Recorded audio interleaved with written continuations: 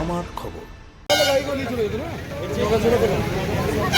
শান্তিনিকেতনে শ্যামবাটি ক্যানাল এলাকায় মঙ্গলবার এক মর্মান্তিক পথ দুর্ঘটনায় মৃত্যু হলো এক স্কুটি আরোহীর। মৃতের নাম প্রদীপ সরকার, বয়স 50 বছর। স্থানীয় সূত্রে জানা গেছে, প্রদীপ সরকার স্কুটি নিয়ে গোয়ালপাড়া থেকে শান্তিনিকেতনের দিকে ফিরছিলেন। স্কুটিতে মুড়ির বস্তা ও বাড়ির প্রয়োজনীয় কিছু সামগ্রী ছিল।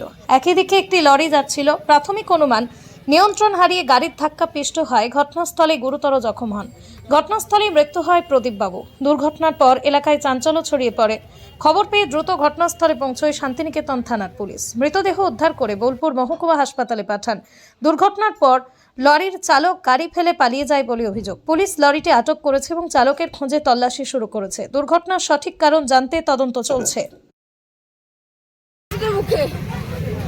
আমি পুলিশকে ফোন করছি, কোন দিকে আসছিল দিদি? একটা এদিকে আসছিল, ওইদিকে যাচ্ছিল। এবারে এমন ভাবে মারলো, মেরে আমার ওকে ফেলে দিয়েছে পুরো। ওর ওপরেই চালিয়ে দিচ্ছে।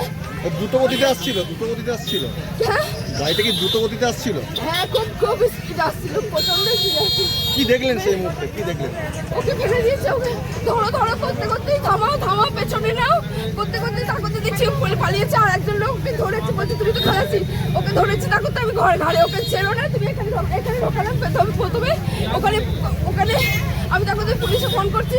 আর তারপর ও কিছুক্ষণ পরে ওখানে পালিয়েছে। চোখের সামনে মারা গেল। পুরো চোখের সামনে মারা গেল। চোখের সামনে রক্তাক্ত অবস্থায় পড়ে আছে। বাবারে।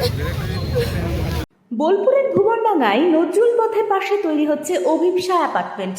বোলপুর স্টেশন থেকে মাত্র 5 মিনিটে, বোলপুর কলেজ, স্কুল, স্বাস্থ্যকেন্দ্র থেকে মাত্র 4 মিনিটে, বোলপুর বাস স্ট্যান্ড এবং বিশ্বভারতী থেকে মাত্র 2 মিনিটেই পৌঁছে যাবেন অভিপ্সা অ্যাপার্টমেন্টে। রয়েছে নানান উন্নত মানের সুযোগ সুবিধা। অফিসের ঠিকানা Sanvi apartment 2, ground floor, Ramakrishna road, Bolpur. Booking করতে সত্বর যোগাযোগ করুন এই নম্বরে। দেখতে চোখ রাখুন আমাদের ফেসবুক ও ইউটিউব চ্যানেলে।